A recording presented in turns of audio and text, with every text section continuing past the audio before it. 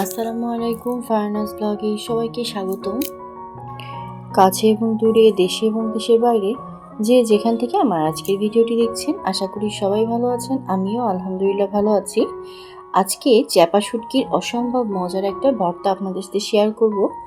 এইভাবে চ্যাপা শুটকি যে এত মজা লাগে, তো আগে কিন্তু জানতাম না। এটা না বানালে কিন্তু বুঝবেন না যে কতটা মজা।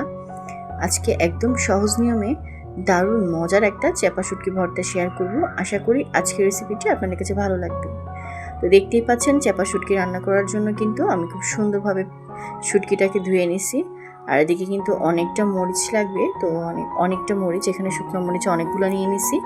তো শুকনো মরিচগুলোকে খুব সুন্দর করে তেলে ভেজে নিছি, সরিষার তেলে। আর ওই শুকনো মরিচগুলো তোলার পরে ওই একই সরিষার তেলের মধ্যে শুটকিগুলোকেও এখন ভেজে নিতে হবে।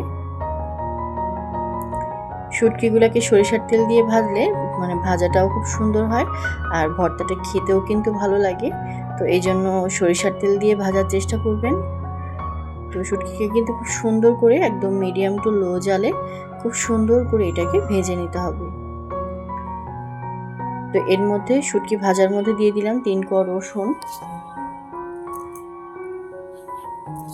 রসুনটা দিয়ে খুব সুন্দর করে একটু ভেজে নিতে হবে। আজকে কিন্তু শুটকি ভর্তাটা একদম সহজভাবে দেখানোর চেষ্টা করছি। তো দেখতে পাচ্ছেন আমি শুকনো মরিচগুলোকে কিন্তু পাটায় নিয়ে নিলাম। তো এবার এটাকে খুব মিহি করে খুব সুন্দর করে বেটে নিতে হবে। তো শুকনো মরিচের মধ্যে দিয়ে দিলাম 1/2 চামচ পরিমাণ লবণ। লবণটা দিয়ে শুকনো মরিচটা খুব সুন্দর করে মিশিয়ে বেটে নিতে হবে।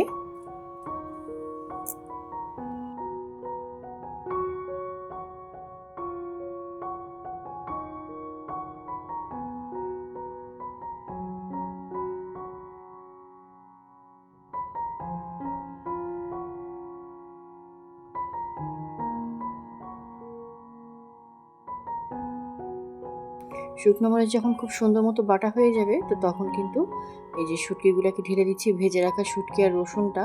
তো শুটকি আর রসুনটাও কিন্তু এখন খুব সুন্দর করে বেটে নিতে হবে, একদম মিশিয়ে একদম মিহি করে বেটে নিতে হবে।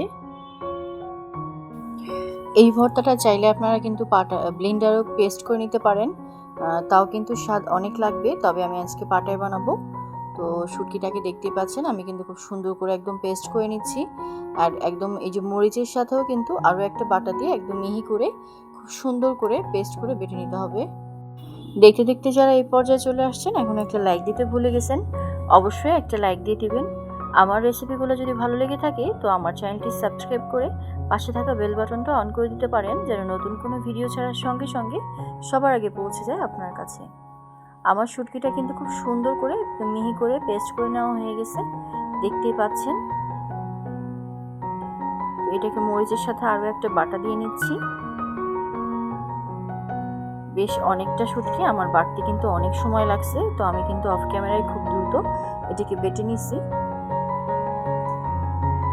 তো এবার যেটা করব, আমি এখানে কাঁচা পেঁয়াজ রেখে দিয়েছিলাম প্রায় 1/2 কাপের মতো। তো এই কাঁচা পেঁয়াজটা অ্যাড করে দিব এর সাথে। এই শুটকিটা খেতে অসম্ভব মজা লাগে, এই শুটকি ভর্তাটা। এই শুটকি ভর্তাটা চাইলে আপনারা ভাত, খিচুড়ি, পোলাও সব কিছুর সাথেই কিন্তু খেতে পারেন। অসম্ভব মজা লাগে, একদম অন্যরকম একটা স্বাদ। বাসায় একবার হলো এভাবে ট্রাই করবেন। তো এই যে আমি পেঁয়াজটা দিয়ে কিন্তু খুব সুন্দর করে একদম মিশিয়ে বেটে নিচ্ছি। পেঁয়াজটা এমনভাবে বাটতে হবে, একটু আধা বাটা থাকবে, আবার কিছুটা মিশে যাবে এরকম। এটা আসলে বলে বোঝানোর কিছু নেই, আপনারা একটু খেয়াল করলেই বুঝতে পারবেন, দেখেই বুঝতে পারবেন যে আমি কিভাবে বাটতেছি। আজকের এই শুটকি ভর্তা রেসিপি দুর্দান্ত স্বাদের একটা শুটকি ভর্তা রেসিপি, আর এটা কিন্তু একদম সহজ নিয়মে ঘরে থাকা মাত্র অল্প উপকরণ দিয়েই কিন্তু তৈরি করছি। আশা করি আজকের রেসিপিটি আপনাদের কাছে ভালো লেগেছে। এই ভর্তা রেসিপিটি কেমন লাগলো অবশ্যই কিন্তু কমেন্টস বক্সে জানাতে ভুলবেন না। আপনাদের সুন্দর সুন্দর কমেন্টস আমার পড়তে খুব ভালো লাগে। আমার ভিডিও করার উৎসাহ মাঝে মাঝে আমি হারিয়ে ফেলি, আপনাদের কমেন্টস পেয়ে আবার কিন্তু আমার নতুন করে উৎসাহ জাগে ভিডিও করার। তো অবশ্যই সুন্দর মন্তব্য জানাবেন আপনার। আমার ভর্তাটা কিন্তু একদম রেডি, এখন শুধু জাস্ট খাওয়ার পালা।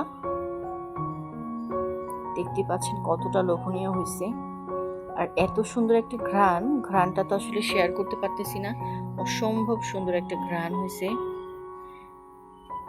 দেখিয়ে বুঝতে পারতেছেন তো কতটা লোভনীয়। আমি একটা বাটিতে তুলে দেখাচ্ছি এটা কতটা লোভনীয় হয়েছে।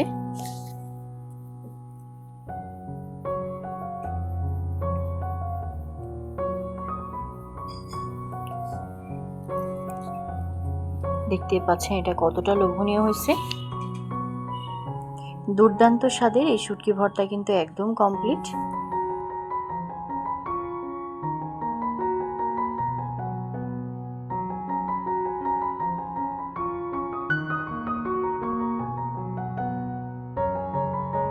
তো আজকের মতো এখানেই বিদায় নিচ্ছি। আজকের রেসিপিটি যদি ভালো লেগে থাকে তো বাসায় একবার হলেও ট্রাই করবেন আর আমাকে কমেন্ট করে জানাবেন কেমন হলো আপনার রেসিপিটি। তো সবাই ভালো থাকবেন, সুস্থ থাকবেন। পরবর্তী রেসিপি দেখার আমন্ত্রণ জানিয়ে সবাইকে আল্লাহ হাফেজ, আসসালামু আলাইকুম।